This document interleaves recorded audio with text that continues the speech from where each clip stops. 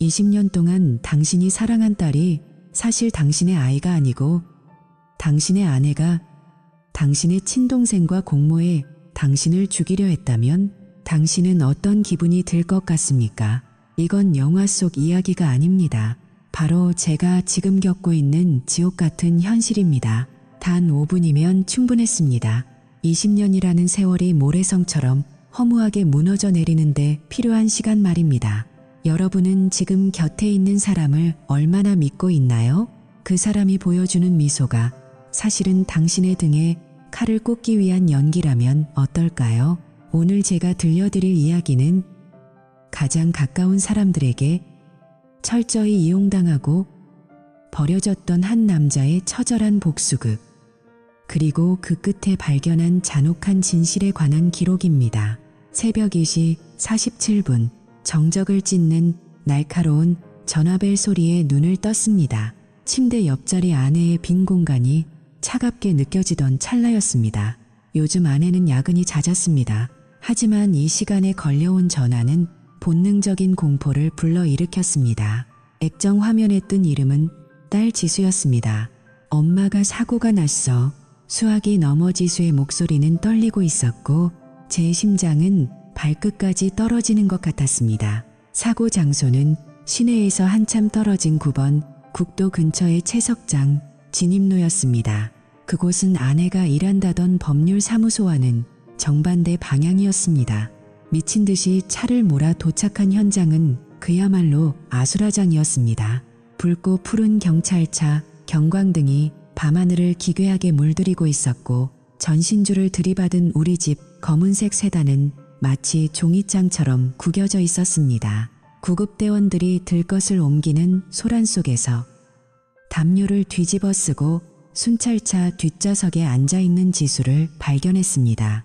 지수는 저를 보자마자 참았던 울음을 터뜨렸습니다. 내가 운전하지 말라고 말렸는데 엄마가 그 아저씨랑 술을 마시고 그 아저씨라니 제 머릿속이 하얘졌습니다. 현장을 통제하던 경찰은 고등학교 동창인 린다였습니다. 린다는 곤혹스러운 표정으로 저를 막아 세웠습니다. 민호야, 진정하고 들어. 내 아내 윤아는 살아있어. 하지만 상태가 심각해. 성모병원으로 이송 중이야. 제가 사고 차량의 조수석을 가리키며 누구냐고 묻자 린다는 한숨을 내쉬며 수첩을 펼쳤습니다. 폭행, 마약 판매, 무장 강도, 전과가 있는 놈이야. 작년에 출소했지. 처음 듣는 이름이었습니다. 하지만 더 충격적인 사실은 린다의 입에서 나왔습니다. 민호야, 이상한 건 내 아내 가방에서 이놈의 보석금을 대신 내준 영수증들이 무더기로 나왔다는 거야. 둘은 몇 달 전부터 머핀의 바에서 매주 2번씩 만났대. 항상 구석진 자리에서 말이야. 변호사인 아내가 전과자와 부적절한 관계를 맺고 심지어 돈까지 대주고 있었다는 사실에 발밑이 무너져 내렸습니다. 20년 동안 제가 알던 윤아는 어디로 간 걸까요? 병원으로 향하는 차 안에서 지수는 뒷좌석에 앉아 창밖만 바라보며 떨고 있었습니다. 지수의 침묵은 저를 더 불안하게 만들었습니다. 지수야, 네가 아는 걸 다 말해줘. 대체 엄마한테 무슨 일이 있었던 거니? 한참을 망설이던 지수가 겨우 입을 열었을 때 저는 차를 세울 수밖에 없었습니다. 사실 엄마는 오래전부터 다른 남자들을 만났어. 박찬우뿐만이 아니야. 내가 중학생 때부터 집에 낯선 아저씨들이 오곤 했어. 엄마는 의뢰인이라고 했지만 아니라는 거 다 알고 있었어. 지수의 고백은 저의 영혼을 조각조각 냈습니다. 지수는 아빠가 상처받을까봐 혹은 아빠도 다 알고서 참는 줄 알고 4년 넘게 이 비밀을 혼자 짊어지고 있었던 겁니다. 딸아이가 그 어린 나이에 엄마의 부정을 목격하며 느꼈을 고통을 생각하니 가슴이 찢어지는 것 같았습니다. 성모병원 대기실의 형광등 소리가 마치 저를 조롱하는 벌떼의 날갯짓처럼 들렸습니다. 윤아는 뇌부종으로 인해 유도 혼수 상태에 빠졌고 의사는 언제 깨어날지 장담할 수 없다고 했습니다. 하지만 비극은 여기서 끝이 아니었습니다. 지수는 울먹이며 결정적인 한마디를 덧붙였습니다. 아빠, 그리고 상우 삼촌도 다 알고 있었어. 지난 크리스마스 때 주방에서 엄마랑 싸우는 걸 들었어.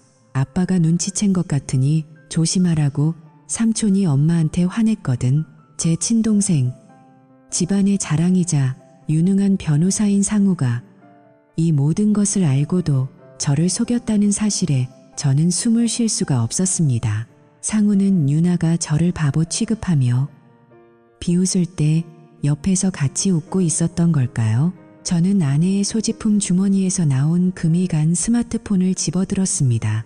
유나는 제 눈을 속이는 게 너무나 쉬웠는지 비밀번호조차 걸어두지 않았습니다. 메시지 함을 여는 순간 구역질이 올라왔습니다. 수요일 남자, 마커스 씨, 박찬우, 이름도 생소한 남자들과 주고받은 적나라한 사진과 대화들, 그리고 그 속에서 발견한 상우와의 통화 기록들. 저는 비로소 깨달았습니다. 제가 20년 동안 지켜온 가정이 사실은 치밀하게 설계된 무대였고 저는 그 위에서 광대 노릇을 하고 있었다는 것을요. 저는 떨리는 손으로 상우에게 메시지를 보냈습니다. 유나는 살아있다. 지금 당장 집으로 와. 답장은 즉시 왔습니다. 형, 걱정 마. 내가 금방 갈게. 걱정하지 말라고. 제 인생을 도둑질한 인간들이 감히 그런 말을 하다니요. 저는 이제껏 제가 알던 민호가 아니었습니다. 20년 동안 성실하게 일하며 아내의 로스쿨 학비를 대고 동생의 개업을 도왔던 그 착한 남자는 죽었습니다. 이제 제 아내는 오직 서늘한 분노와 진실을 향한 갈증만이 남았습니다. 집으로 돌아와 거실에 걸린 가족 사진을 보았습니다. 환하게 웃고 있는 유나와 지수. 그리고 든든한 아빠였던 저. 하지만 이제 그 사진은 사기극의 증거물로 보일 뿐입니다. 특히 지수의 얼굴을 가만히 들여다보던 순간 예전부터 이웃들이 했던 말이 떠올랐습니다. 지수는 어쩜 그렇게 상우 삼촌을 쏙 빼닮았니? 그 말이 단순한 농담이 아니었다면 만약 저들이 숨기고 있는 진실이 제가 상상하는 것보다 훨씬 더 끔찍한 것이라면 저는 가슴 깊숙이 박힌 가시 같은 의심을 확인하기 위해 유나의 서랍 깊숙한 곳을 뒤지기 시작했습니다. 그리고 그곳에서 발견한 것은 저를 영원히 어둠 속으로 밀어 넣을 수도 있는 한 장의 종이였습니다. 이제 저는 되돌릴 수 없는 선을 넘으려 합니다. 그들이 제게 그랬던 것처럼 말입니다. 그 종이에 적힌 이름과 날짜는 제가 믿어온 모든 우주를 폭파하기에 충분했습니다. 과연 그 종이의 정체는 무엇이었을까요? 이제부터 제가 펼칠 반격은 여러분의 상상을 초월할 것입니다. 운명의 톱니바퀴는 이미 돌아가기 시작했습니다. 제가 발견한 그 비밀은 단순한 외도가 아니라 제 존재 자체를 부인하는 서막에 불과했습니다. 이제 그 추악한 진실의 민낯을 하나씩 벗겨보겠습니다. 저의 친동생 상우가 도착하기까지 남은 시간은 단 20분. 저는 그 짧은 시간 동안 제 인생에서 가장 잔인한 도박을 준비하기 시작했습니다. 그가 문을 열고 들어오는 순간 저의 복수는 시작될 것입니다. 병원 복도는 소독약 냄새와 죽음의 그림자가 뒤섞여 코끝을 찔렀습니다. 유나는 중환자실 차가운 침대 위에서 산소 호흡기에 의지한 채 깊은 잠에 빠져 있었고 나는 그 곁을 지키며 그녀의 가방에서 나온 소지품들을 하나씩 살펴보기 시작했습니다. 가장 먼저 손에 잡힌 것은 액정이 거미줄처럼 갈라진 그녀의 스마트폰이었습니다. 평소 사생활을 중시한다며 근처에도 못 오게 했던 그 물건이 지금은 아무런 저항 없이 내 손 안에서 진동하고 있었습니다. 여러분, 만약 여러분의 배우자가 사고로 의식을 잃었는데 그 사람의 핸드폰이 잠금도 없이 열려 있다면 당신은 그것을 확인하시겠습니까? 아니면 끝까지 믿음을 지키시겠습니까? 저는 그 순간 전자를 택했고 그것은 제 인생에서 가장 끔찍한 선택이 되었습니다. 잠금장치조차 걸려있지 않은 화면을 넘기자마자 눈앞에 펼쳐진 광경은 참혹했습니다. 그것은 단순한 외도의 기록이 아니었습니다. 유나의 삶은 내가 전혀 알지 못했던 추악한 비밀들로 가득 찬 거대한 템이었습니다. 메시지함에는 수요일 남자 마커스 씨 같은 기괴한 이름들이 줄지어 있었습니다. 수요일마다 운동을 간다며 집을 나섰던 그녀가 만난 사람은 요가가 아니라 정체 모를 남자들이었습니다. 주방 공사를 해준 인테리어 업자 마커스와 나눈 대화들은 차마 입에 담기조차 민망할 정도로 적나라했습니다. 우리 집 주방 타일을 고르던 그 시간에도 그녀는 내 등 뒤에서 이토록 대담한 배신을 설계하고 있었던 것입니다. 스크롤을 내릴수록 심장이 조여왔습니다. 불쾌한 농담, 저속한 사진들, 그리고 나를 향한 조롱 섞인 뒷담화들. 그녀에게 나는 남편이 아니라 그녀의 화려하고 문란한 이중생활을 지탱해주는 현금 인출기이자 멍청한 보호막일 뿐이었습니다. 20년이라는 세월이 이 작은 기계 안에서 쓰레기처럼 버려지고 있었습니다. 저는 마치 누군가에게 심장을 난도질당하는 기분을 느끼며 복도 의자에 주저앉았습니다. 정말 믿기지 않더군요. 제가 야근을 하며 가족을 위해 벌어온 돈이 이름 모를 남자들과의 호텔 숙박비와 고가의 선물 비용으로 빠져나가고 있었다는 사실이 말이죠. 여러분도 지금 당장 배우자의 지출 내역을 확인해 보세요. 혹시 여러분도 모르는 수요일의 일정이 있지는 않은지 말입니다. 그때 옆에서 작게 흐느끼는 소리가 들렸습니다. 고개를 들어보니 지수가 텅 빈 눈으로 나를 바라보고 있었습니다. 아이의 눈에는 공포와 슬픔, 그리고 무거운 죄책감이 서려 있었습니다. 지수야, 너 정말 다 알고 있었니? 내 물음에 지수는 떨리는 어깨를 감싸쥐며 고개를 끄덕였습니다. 지수의 고백은 내 영혼을 완전히 무너뜨렸습니다. 아이는 16살 때 처음으로 엄마의 외도를 목격했다고 했습니다. 학교에서 일찍 돌아온 날, 거실에서 낯선 남자와 함께 있는 엄마를 보았고, 엄마는 그것을 의뢰인이라며 뻔뻔하게 둘러댔다는 것입니다. 그 어린 나이에 지수가 겪었을 심리적 고통은 감히 상상조차 할 수 없었습니다. 지수는 아빠가 무너질까봐, 우리 가정이 산산조각 날까봐 그 지옥 같은 진실을 가슴속 깊이 파묻었습니다. 손님이 오지 않는 날에도 손님용 화장실에 남겨진 낯선 남자의 흔적을 아이가 직접 지웠다는 이야기를 들었을 때 저는 분노를 넘어 처참한 자기 혐오에 빠졌습니다. 아빠, 미안해. 아빠가 너무 행복해 보여서 내가 말할 수 없었어. 지수의 이 말은 제 가슴을 예리한 칼로 후벼 파는 것 같았습니다. 제가 행복하다고 믿었던 그 모든 순간들이 사실은 딸아이의 피눈물 섞인 희생 위에 세워진 신기루였던 셈입니다. 더욱 기가 막힌 것은 주변 사람들의 반응이었습니다. 유나의 스마트폰에는 내 친동생 상우의 이름도 자주 등장했습니다. 그는 단순히 알고 있는 수준을 넘어 유나에게 형이 요즘 늦게 들어오는 거 묻더라. 당분간 연락 자제해 라며 조언까지 건네고 있었습니다. 내 피를 나눈 동생이 내가 세상에서 가장 믿었던 혈육이 내 아내의 불륜을 돕고 조언하는 조력자였다니요. 린다 형사가 말했던 머피네바의 바텐더 역시 그들을 완벽한 연인으로 알고 있었다고 했습니다. 결국 나만 빼고 온 세상이 내가 목숨보다 아꼈던 가족들이 이 추악한 연극의 공모자였던 것입니다. 병원 복도의 하얀 조명이 나를 비웃는 스포트라이트처럼 느껴졌습니다. 22년 동안 내가 일궈온 삶이 사실은 모래 위에 지은 가짜 성이었다는 사실을 깨닫는 순간 나는 헛웃음이 터져 나왔습니다. 나는 그들에게 무엇이었을까?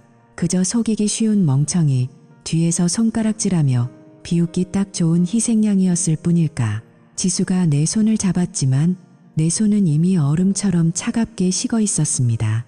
내 안에 무언가가 그 순간 완전히 죽어버렸습니다. 친절하고 성실했던 남편이자 형이었던 민호는 더 이상 존재하지 않았습니다. 복도 끝에서 익숙한 발소리가 들려왔습니다. 상우였습니다. 그는 마치 아무것도 모르는 사람처럼 걱정스러운 표정을 지으며 다가오고 있었습니다. 내 휴대폰이 진동했습니다. 상우가 보낸 문자였습니다. 형수님 소식 들었어. 많이 힘들지? 내가 지금 가고 있어. 가증스러운 위선이 담긴 그 문자를 읽으며 나는 결심했습니다. 이들이 내게 준 고통을 단 한 방울도 남김없이 돌려주겠노라고 말이죠. 여러분, 배신은 가장 가까운 사람으로부터 시작됩니다. 만약 당신이 지금 누군가를 100% 신뢰하고 있다면 그 신뢰가 당신을 파멸로 이끄는 맹점이 될 수 있음을 명심하십시오. 저는 이제 감정에 휘둘리지 않기로 했습니다. 유나의 핸드폰에서 발견한 증거들은 시작에 불과했습니다. 그녀의 가방 안쪽 비밀 주머니에서 발견한 물건은 저를 더 큰 충격으로 몰아넣었습니다. 그것은 바로 저의 명의로 된 고액의 생명보험 증서였습니다. 제가 서명한 적도 없는 그 종이 위에는 유나의 필체로 제 이름이 정갈하게 적혀 있었습니다. 보험금 수령인은 당연히 그녀였죠. 최근 그녀가 자꾸 제안했던 인적 드문 곳으로의 캠핑과 낚시 여행들이 떠올랐습니다. 그녀는 단순히 바람을 피우는 것을 넘어 저의 존재 자체를 지워버릴 계획을 세우고 있었던 걸까요? 상우가 제 앞에 섰을 때 저는 그의 눈동자 너머에 숨겨진 탐욕과 불안을 읽을 수 있었습니다. 그는 제 어깨를 잡으며 위로의 말을 건넸지만 그 손길이 마치 뱀의 피부처럼 징그럽게 느껴졌습니다. 형, 너무 상심하지 마. 형수님 금방 깨어나실 거야. 그 목소리는 평소처럼 부드러웠지만 이제 제 귀에는 독이 든 꿀처럼 들릴 뿐이었습니다. 저는 그에게 묻고 싶었습니다. 상우야, 너는 언제부터 형의 아내와 형의 목숨을 탐내기 시작했니? 하지만 저는 입을 굳게 다물었습니다. 복수는 차갑게 식었을 때 가장 맛있는 법이니까요. 지금 이 글을 보시는 분들 중에서도 혹시 비슷한 의심을 품고 계신 분이 있나요? 그렇다면 절대 서두르지 마십시오. 상대방이 당신의 의심을 눈치채는 순간 모든 증거는 사라질 것입니다. 제가 했던 것처럼 차분하게 자료를 수집하고 가장 결정적인 순간에 칼을 뽑아야 합니다. 제가 이 지옥 같은 상황에서 어떻게 살아남고 어떻게 저들을 파멸시켰는지 궁금하시다면 계속해서 제 이야기를 따라와 주시기 바랍니다. 다음 이야기는 제가 발견한 지수의 진짜 출생의 비밀, 그리고 상우가 저지른 가장 용서받지 못할 배신에 대해 말씀드릴 예정입니다. 저는 갈라진 스마트폰을 주머니에 깊숙이 쑤셔 넣었습니다. 그리고 고개를 들어 다가오는 동생을 향해 가장 평범한 표정을 지어 보였습니다. 하지만 내 머릿속은 이미 차가운 기계처럼 돌아가기 시작했습니다. 상우가 가까워질수록 내 심장 소리는 고요해졌습니다. 이제부터 내가 할 일은 슬퍼하는 것이 아니라 이 연극의 무대를 피바다로 만드는 것입니다. 상우가 내 어깨에 손을 얹으며 위로의 말을 건네려는 찰나 나는 그가 20년 전부터 숨겨온 진짜 비밀이 무엇인지, 그리고 그 비밀이 우리 가족을 어떻게 파멸시킬지 이미 예감하고 있었습니다. 병원 복도의 정막은 이제 폭풍 전야의 침묵으로 바뀌었습니다. 상우가 입을 떼려는 순간 저는 그가 내뱉을 첫 마디가 무엇일지, 그리고 그가 얼마나 더 추악한 거짓말을 이어갈지 기대하기까지 했습니다. 형, 내가 도와줄 수 있는 게 있다면 뭐든 말해. 그 말과 함께 저는 마음속으로 답했습니다. 그래, 상우야. 너는 이제부터 나를 도와 내 스스로의 무덤을 파게 될 거야. 이제 이 추악한 가면무도회의 막을 내릴 시간입니다. 지수와 나, 단 둘이서만 남게 될 그 깨끗한 미래를 위해 저는 기꺼이 악마가 되기로 했습니다. 여러분, 끝까지 지켜봐 주십시오. 이 배신의 대가가 얼마나 가혹할 수 있는지 제가 직접 보여드릴 테니까요. 구독과 좋아요를 눌러두시면 이 잔혹한 진실의 끝을 놓치지 않고 확인하실 수 있습니다. 제 복수는 이제 막 시작되었습니다. 민호는 집 거실 소파에 몸을 파묻은 채 텅 빈 눈으로 천장을 바라보고 있었습니다. 병원에서 돌아온 후 지수는 제 방에서 숨죽여 울다 잠이 들었고 집안에는 무거운 정적만이 감돌았습니다. 하지만 그 정적을 깨고 현관문 비밀번호를 누르는 소리가 들렸습니다. 띠띠띠띠. 강렬한 기계음과 함께 문이 열리고 들어온 사람은 바로 민호의 친동생 상우였습니다. 상우는 마치 세상에서 가장 불행한 형을 위로하러 온 구원자 같은 표정을 짓고 있었습니다. 여러분, 20년 동안 믿어온 형제가 사실은 내 아내와 공모해 내 인생을 파괴하고 있었다면 당신은 과연 어떤 표정을 지으시겠습니까? 형, 나야. 지수는 자고 있어. 상우의 목소리는 부드러웠고 그 눈빛에는 형에 대한 걱정이 가득 차 있는 듯 보였습니다. 하지만 민호는 알고 있었습니다. 그 눈빛 뒤에 숨겨진 뱀 같은 간교함을 말이죠. 민호는 천천히 몸을 일으켜 소파에 앉았습니다. 그리고 테이블 위에 병원에서 가져온 유나의 스마트폰을 내려놓았습니다. 갈라진 액정 사이로 상우의 이름이 선명하게 보였습니다. 상우야, 내가 여기 웬일이니? 내 걱정해주는 건 너뿐이구나. 민호의 목소리는 낮고 가라앉아 있었습니다. 상우는 형의 옆에 앉으며 어깨를 토닥였습니다. 형, 형수님, 사고 소식 듣고 내가 얼마나 놀랐는지 몰라. 경찰 조사는 잘 끝났어. 그 옆에 타고 있던 놈은 누구래?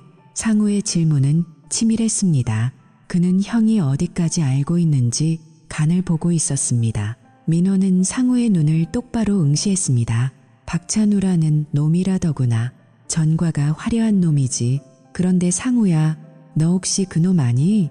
린다, 말로는 유나가 그놈 보석금을 대신 내줬다더구나. 변호사인 네가 보기엔 이게 평범한 의뢰인과 변호사의 관계니? 민호의 질문에 상우의 눈동자가 미세하게 흔들렸습니다. 하지만 그는 곧바로 평정심을 되찾았습니다.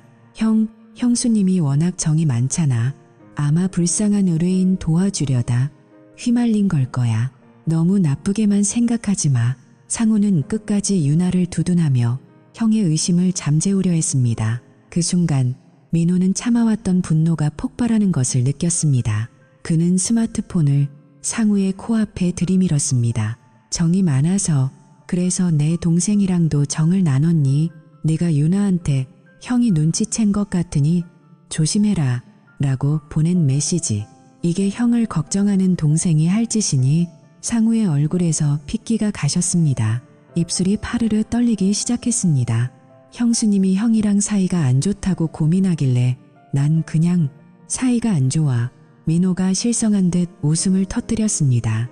내가 20년 동안 누구를 위해 개처럼 일했는데 유나로스쿨 학비 내고 내 변호사 사무실 개업자금 대주느라 내 청춘 다 바쳤어. 그런데 너희는 내 등 뒤에서 이런 짓을 벌이고 있었어. 민호는 자리에서 일어나 상우의 멱살을 잡았습니다. 상우는 겁에 질린 표정으로 형의 손을 뿌리치려 했습니다. 형, 진정해. 형도 잘못이 있잖아.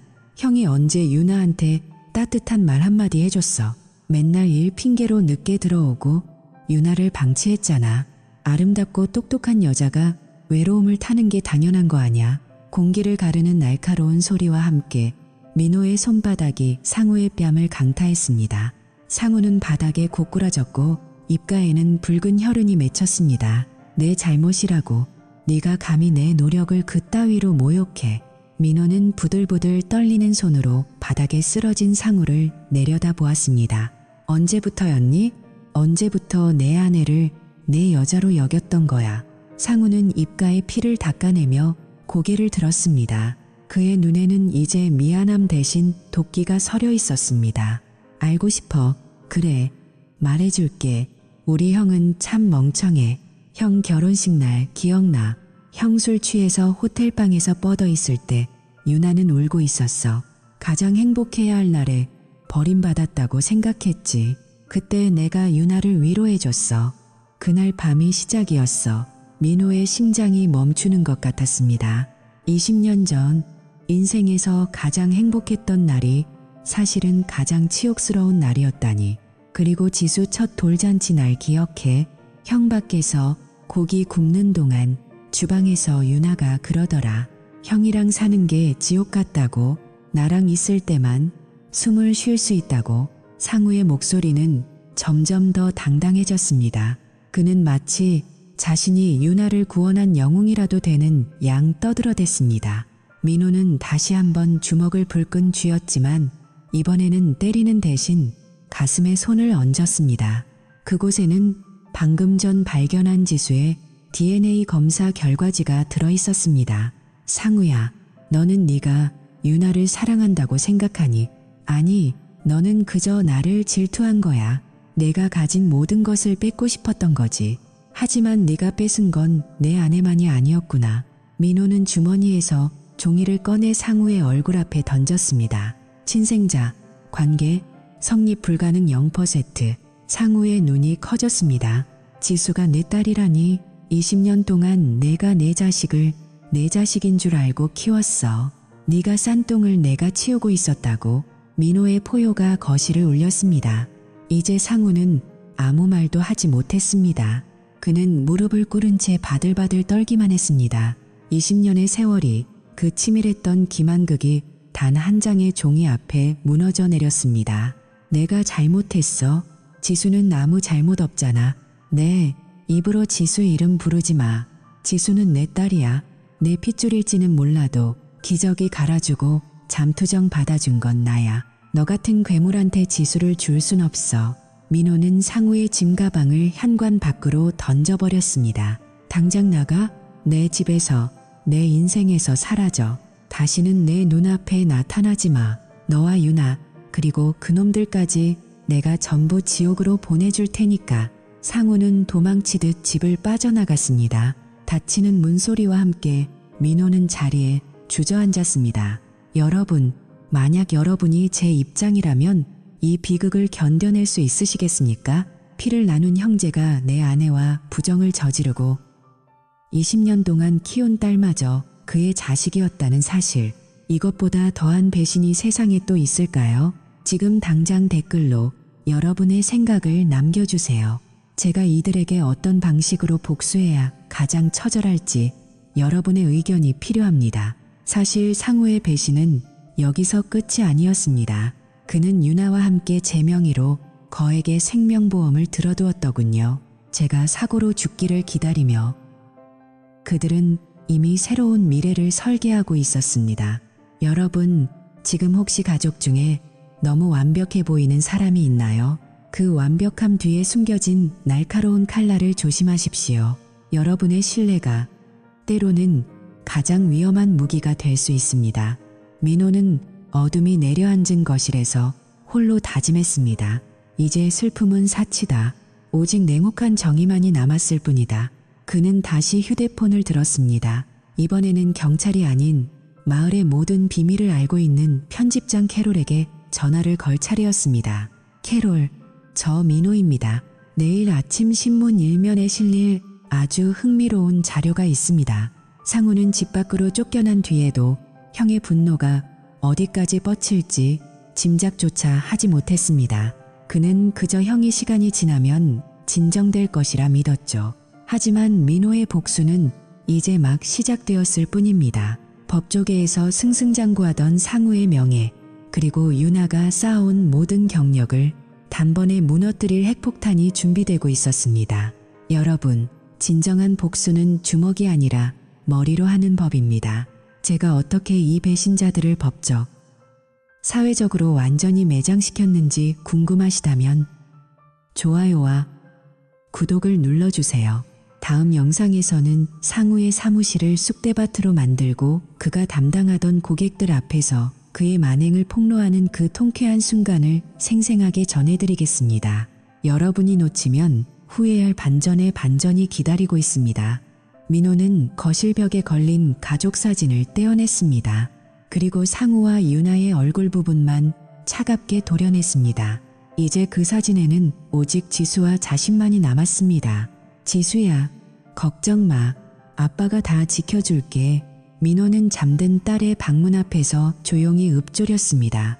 피보다 진한 것이 무엇인지, 그리고 그 소중한 것을 건드린 대가가 얼마나 참혹한지 민호는 온 세상에 증명할 준비를 마쳤습니다.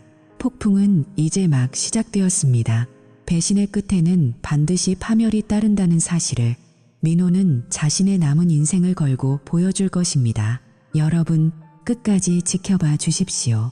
이 잔혹한 진실의 끝에서 제가 어떤 승리를 쟁취하는지 말입니다.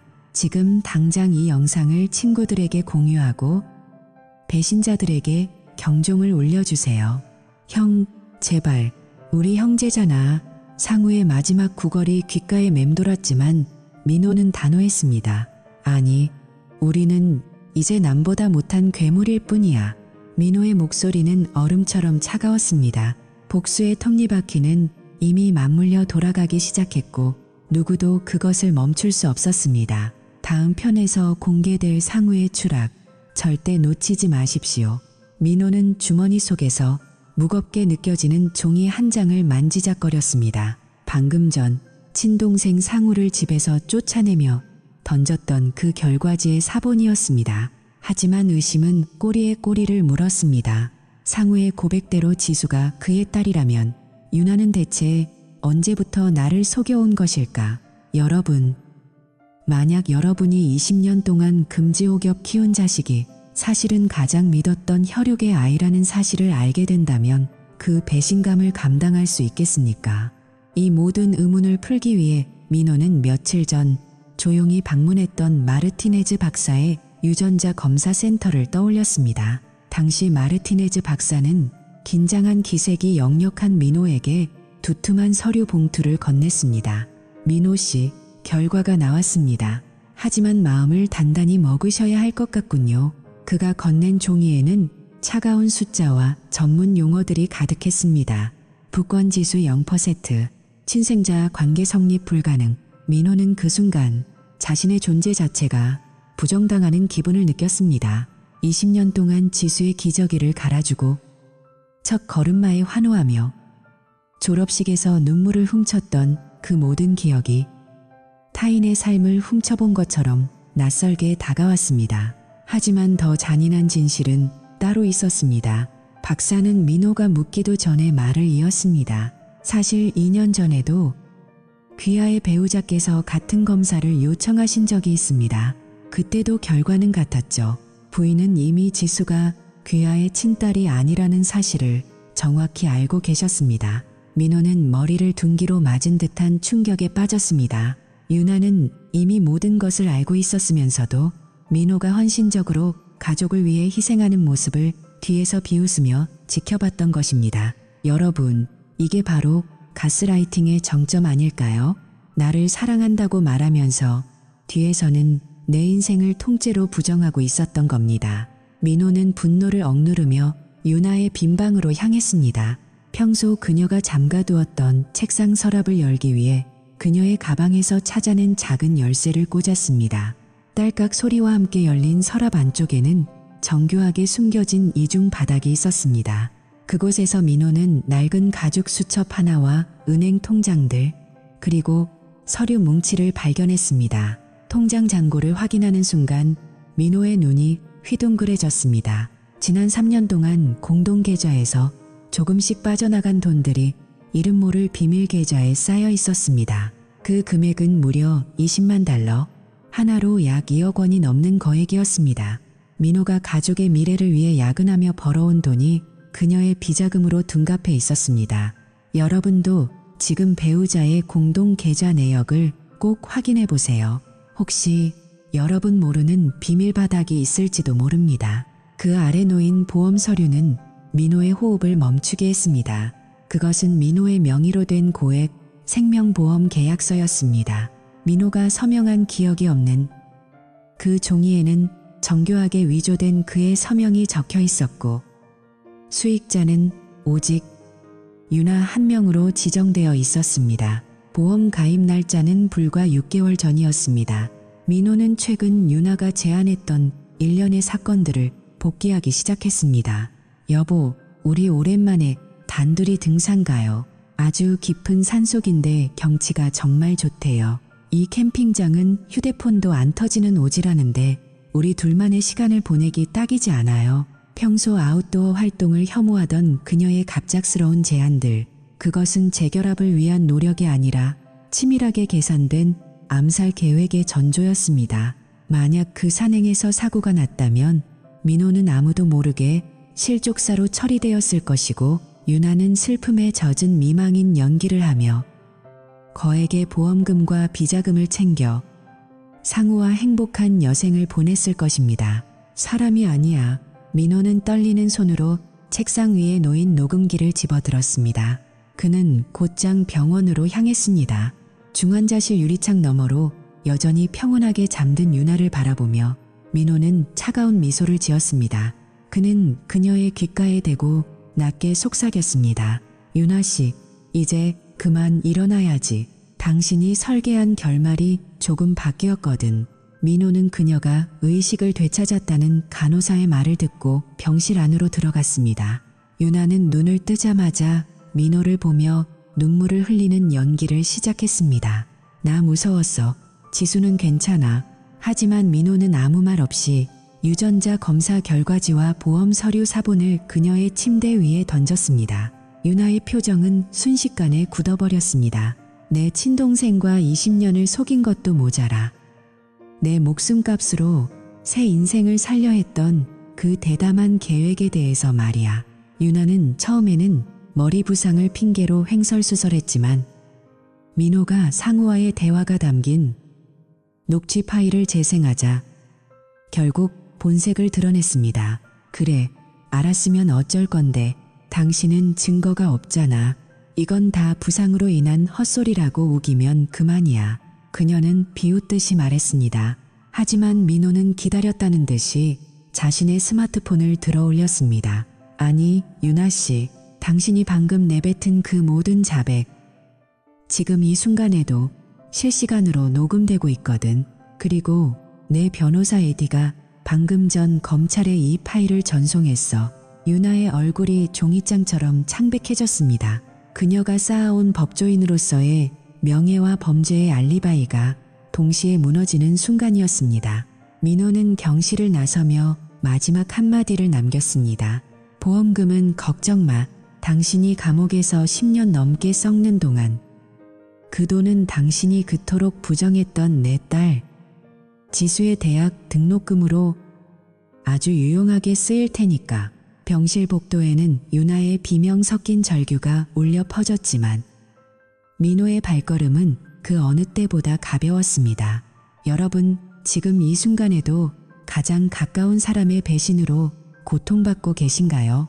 제 이야기가 여러분에게 작은 용기가 되었으면 합니다. 배신은 용서하는 것이 아니라 철저하게 응징하는 것입니다. 제가 이들을 어떻게 완전히 파멸시켰는지 그 마지막 복수의 전말이 궁금하시다면 지금 바로 좋아요와 구독을 눌러주세요.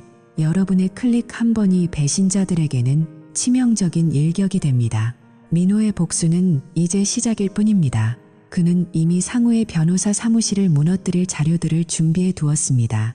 상우가 가장 소중히 여기는 명예와 부를 어떻게 한순간에 앗아갔는지 다음 영상에서 그 전율 돋는 과정을 공개하겠습니다. 만약 여러분이 제 입장이라면 감옥에 보내는 것 이상의 복수를 생각하셨을까요? 여러분만의 복수 시나리오를 댓글로 남겨주세요. 베스트 댓글로 선정되신 분께는 제가 이번 사건을 해결하며 얻은 배신자 감별 체크리스트를 보내드리겠습니다. 민호는 병원 문을 나서며 차가운 밤 공기를 들이마셨습니다. 이제 가짜 인생은 끝났습니다. 비록 피는 섞이지 않았지만 진심으로 자신을 아끼는 딸 지수와 함께할 새로운 인생이 그를 기다리고 있었습니다.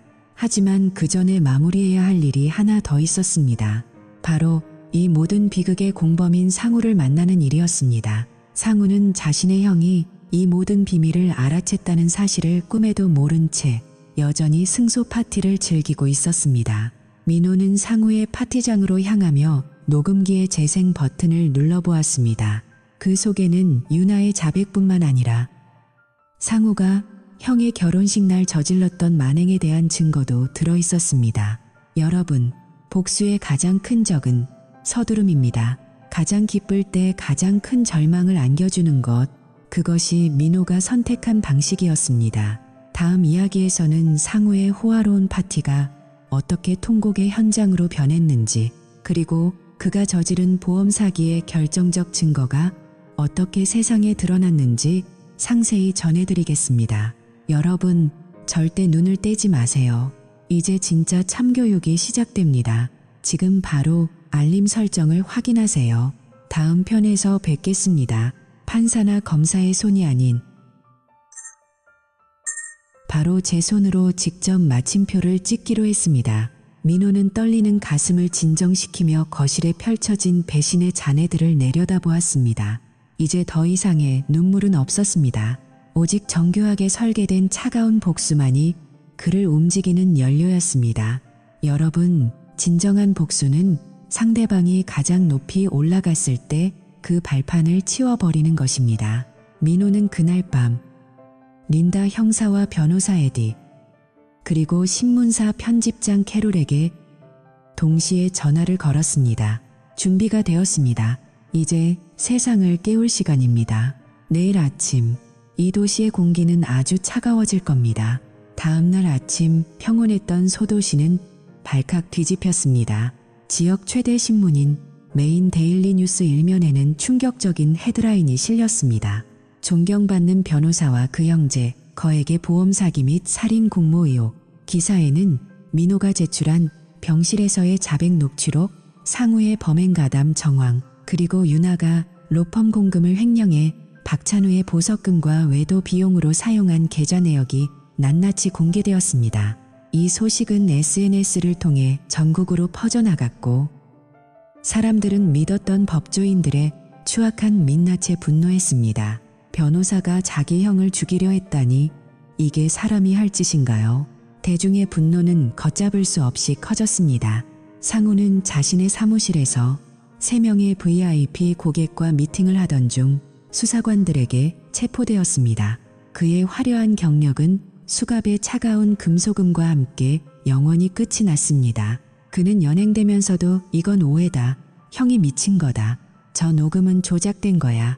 라고 절규했지만 이미 사회적 평판은 회복 불가능한 수준으로 추락한 뒤였습니다. 법조계에서 쌓아온 그의 모든 인맥은 독이 되어 돌아왔고 그는 변호사 자격 박탈은 물론 사회적으로 철저히 매장당했습니다. 동료 변호사들은 그와의 연결고리를 끈기에 급급했고 상우는 한순간에 법을 수호하던 자에서 법의 심판을 받는 죄수로 전락했습니다. 병원에서 치료 중이던 유나 역시 퇴원과 동시에 경찰차에 올랐습니다. 그녀는 휠체어에 앉아 수건으로 얼굴을 가린 채 법원으로 향했지만 민호가 확보한 보험 사기 증거와 횡령 기록은 그녀를 빠져나갈 수 없는 펫으로 몰아넣었습니다.